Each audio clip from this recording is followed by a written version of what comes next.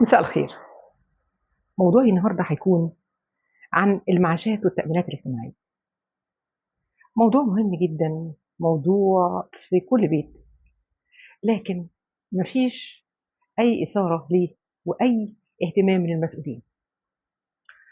لمّا يكون حد عايز معاشه بعد ما كبر في السن، مستحق من الدولة معاشه، ده أقل شيء الدولة بتقدمها له، وبيبقى مبلغ مش كبير، بس بيكون صاحب المعاش ده محتاجه جدًا، لإنه كبر في السن ومحتاج دوا ومحتاج علاج ومحتاج مصاريف بيته، لإنه ما بيشتغلش وما بياخدش عائل زي الأول، فالدولة بتعوّضه بالمعاش.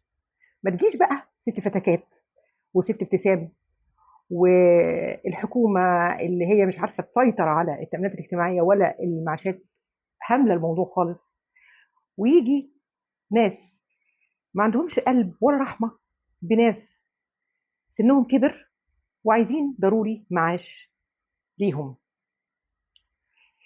واللي توفاهم الله زوجة أو أولاد وعايزين معاش. مش عايزة أقول لكم إجراءات قد إيه، مش عايزة أقول لكم طوابير عاملة إزاي، مش عايزة أقول لكم إن في كَم ناس ما خدتش معاشها بالسنين.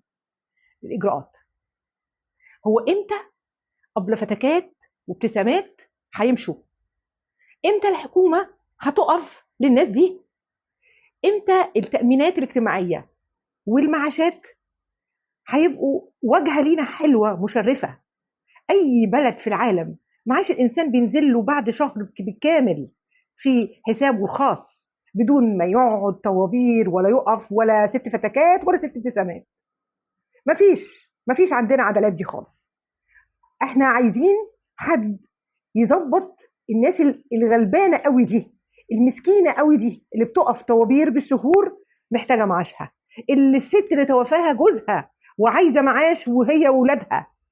لا، هاتي لي ورقة لازم هاتي لي جواب مش عارفة منين، هاتي لي مش عارفة نموذج 119، هاتي لي وثيقة زواج حديثة دي قديمة، هاتي لي، هاتي لي، هاتي لي، هاتي لي، وتُقف طابور وتيجي تاني وتالت ورابع وتقعد الشهور تستمر وهي مش معاها أو هو مش معاه، والناس سنها كبير في السن.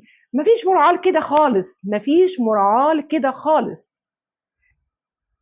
أنا للأسف الشديد باعاني من القصة دي بعد وفاة والدي الله يرحمه، بقى لي 6 شهور مش عارفة أجيب معاش لأمي، وفي الآخر أنا وأخويا قررنا محامي يشوف لنا إجراءات، لإن إحنا لا عارفين نجيب نموذج 119 ولا عارفين ختم النسر ولا 2 موظفين من وزارة، إيه الحاجات التعجيزية دي ليه؟